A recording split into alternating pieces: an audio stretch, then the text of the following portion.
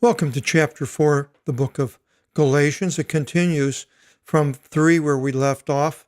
It mentions heirs of the promise, and that was given to Abraham. We're heirs of the promise. Now in this chapter, Paul continues. Of course, there weren't chapters when he was writing this, but he continues and he says, and I say, for as long a time the heir is an infant, in no way does he differ from a bondman, though being master of all. Chronon, time, as an infant. So a child that is an heir to property is under the caretaker. Here we'll get that in verse 2.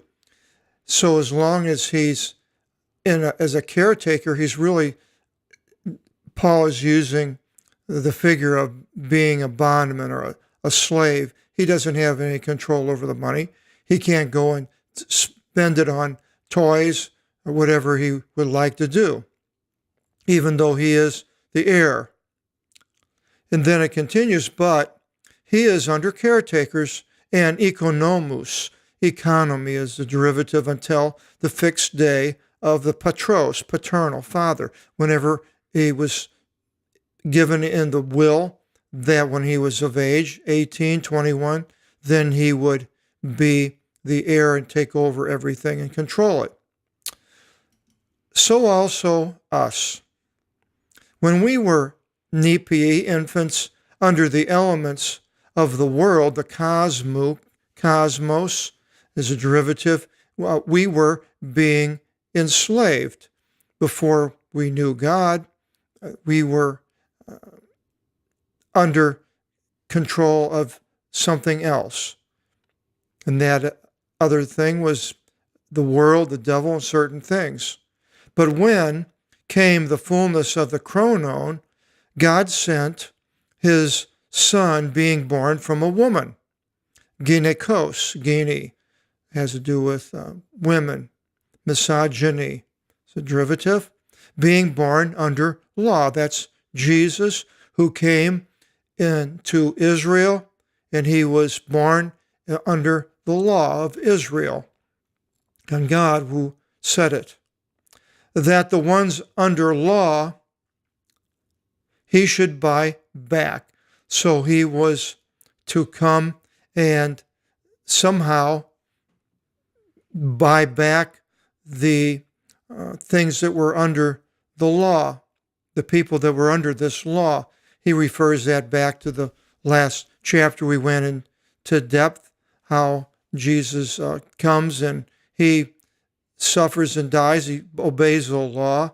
But by going through all of this, he is allowing the people that are there under the law no longer to have to be under the law, because he's fulfilled everything that there is in the law.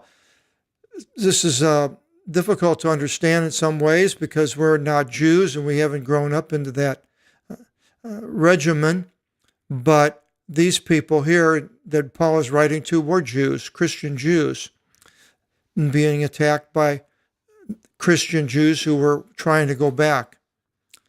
That he's buying the ones under the law, that the adoption we should accept. And it mentions how the nations are grafted into the tree, and the adoption that God has to bring people out of the law and unto God. But because you are sons, God sent out the Spirit of his Son into your hearts, crying, Abba, Father, Pater. Now he's talking about the Christians here, I believe. So that no longer are you a bondman, that is, to the law, but a son. So now you are of age, you're able to do the things that you want to do. We're given freedom. And if a son, also an heir of God through Christ. So Christ is like wrote this will, and then we are freed now to do the things as we see fit, the free will that we have. But then, indeed, not knowing God, you were a slave to the ones not by nature being God's. Enslaved to people here, I could be talking about the Greek gods, or he could be talking about people under the law. We're trying to put people under laws that weren't really of God. I'm not exactly sure what he's referring to here, but it is what it is. But now, having known God, but rather having been known by God, how do you return again to the weak and poor elements in which, again, as at the beginning, you want to serve? So, having been known by God, having known God, but it actually comes by God knowing us, which is the more important thing. He accepts us, and if he accepts us under Christ, then how do you return again into the poor, weak elements? That is, right here, he goes down to 10, and these are Jews, remember he's talking to. You closely watch days and months and times and years, which the Jews did. They had the feasts and Sabbaths and all types of feasts and rituals that they had to do, which were determined by times. And apparently Jews were coming and trying to put them back under these old laws. I believe the Sabbath was included. Personally, I believe in a seventh-day rest, and I do rest on a seventh day, but I don't call it a Sabbath. A Sabbath to me is what was given to the Jews. And then he continues, I fear for you, lest perhaps in vain I have tired and labor for you. He's worried about them if they're going to go back and walk away. I beseech you, brothers, 4, become 5, as I am, for 7, also I am as you. In nothing you wronged me, but you know that through weakness of the flesh, I announced good news to you formally. And apparently he had some problem in his body, and he was there. And my test in the flesh you treated not with contempt. I'm not exactly sure why he's bringing that up, but nor rejected with contempt. But as a messenger of God you received me, even as Christ Jesus. So they overlooked the physical problems he was having and listened to the spiritual. What then? Now, I don't think this has anything to do with the thorn in the flesh that was from Satan. This is something completely different, I believe. Some people tie the two together, that the thorn in the flesh was his bad eyesight or some type of problem with his eyes, because it mentions that right here, the next verse. What then was your blessing? For I witness to you that if Abel, having gouged out your eyes, you would have given them to me. So then have I become your enemy, being truthful with you? Well, they are zealous for you, the Judaizers, but not for well. Well, yeah, so they're zealous because they want something. But they want what? To exclude you, that you should be zealous for them. Join them in what they are doing and going back to Judaism of old. And this is what these people apparently want.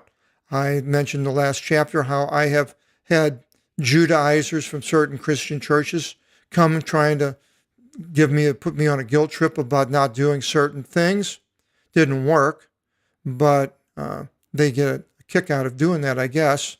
And I don't know why, because they were never under the law themselves. So why would they want to put anybody under it? It's just boggles my mind. But there are those Christian churches and Christians that do that. But it is good to be zealous and good at all times. Zealous, zealous. You can see the zeal, the first part of it. And not only in my being at hand with you, my sons, for whom again I travail as far as of which time Christ should have been formed in you. He's worried about him, and I wanted to be at hand with you just now and to change my voice. He wanted to get this point across to them how urgent it was for them not to go along with these Judaizers who wanted to be with them. For I'm perplexed as to you. Tell me, O ones wanting to be under law. So here they are. That's just what it's about. These Judaizers come wanting to put them under the law. And probably a lot of it was the oral law, which had nothing to do with the written law. And Paul was part of that, knows exactly what he's talking about. Now, this whole book of Galatians is really harkens to the Jewishness of the content, and us of the nations have a hard time understanding that, especially if you're just starting to read the New Testament and you don't know anything about the Old Testament. A lot of this may seem strange to you, but hang in there. We'll go through the Old Testament next after we finish the New and bring out a lot of these things and how they applied to these statements in the New. Do you not hearken to the law? Well, he doesn't want them to. For it has been written that Abraham had two sons, or he could be a parenthetical question. Do you hearken to the law? For it has been written that Abraham had two sons. Now he's going back to Abraham, what, remember, were the heir of the promise, and he was before the law. Had two sons, Theo, as duo. One from out of the maidservant, and one from out of the free woman. And this is all back in the book of Genesis, how Abraham was married to Hagar, the slave woman, because Sarah, his wife, couldn't have a child, and he had a child through Hagar called Ishmael. And then later, Sarah had a son called Isaac. And Sarah was the free woman, and the maidservant was Hagar. And goes in here and explains it. But the one indeed from the maidservant has been born according to Sarka, flesh. That was Hagar, the servant woman. But the one from out of the free woman, that was Sarah, was through the promise. The promise was through Sarah. God mentioned that Sarah would have a child and the people, the heirs would be blessed. Isaac and then Jacob and the 12 sons, the 12 tribes of Israel. Which things are allegorized? This is where we get this word. It's a transliteration. Now he's going to allegorize them. Again.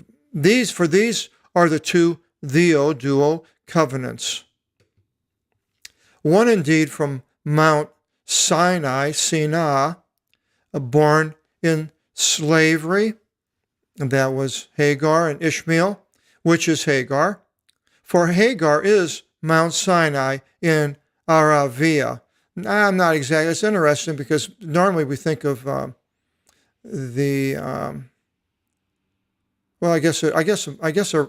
we think of Mount Sinai in not down in Arabia, but in the Sinai desert area. But it mentions Arabia, so it's down there somewhere. And corresponding with the present Jerusalem. That was the Jerusalem of the day that Paul's talking about. And he's corresponding that Jerusalem now, which is kind of a strange way of doing this allegory, but that's Mount Sinai. And she slaved with her children. Like Israel is now under the slavery of the law, is where he's getting at. But the upward Jerusalem is free. What upward Jerusalem is he talking about? If you go to the second to the last chapter of the book of Revelations, you'll see the new Jerusalem coming down from heaven. It's a cube. The moon can almost fit inside of this cube. It's huge. And this is the upward Jerusalem, is free, which is mother of all of us. For it has been written, be glad, O sterile one not giving birth. That was Sarah, who was sterile, but she did have the child eventually. Break asunder and yell, O one not travailing. For many are the children of the barren, rather than have the one having the husband. the children of the barren had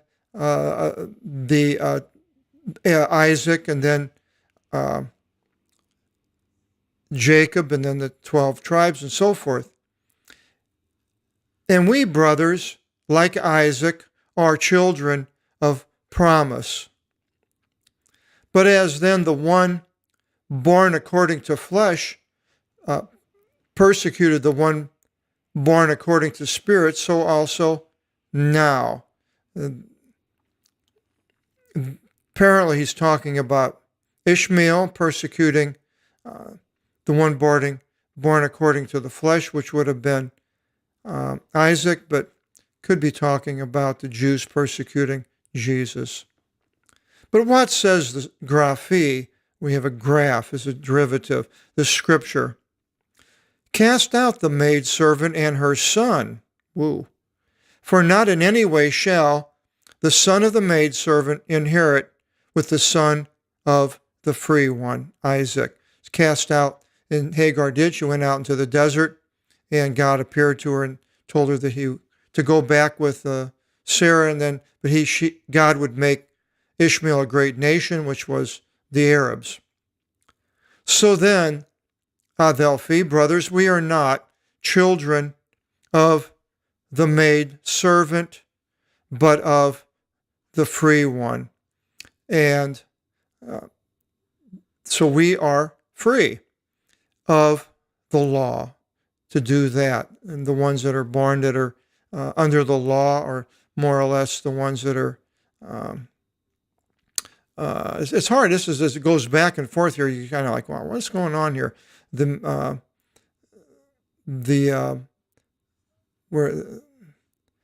as the one born according to flesh persecuted the one according to the spirit. Now, who's who?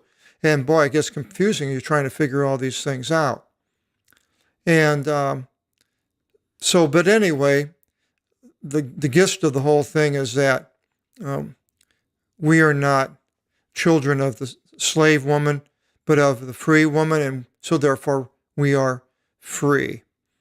He goes into chapter 5, the freedom that we have in Christ, and it's going to be interesting to find out what that freedom is all about, and I hope you'll join us in chapter 5 to find out.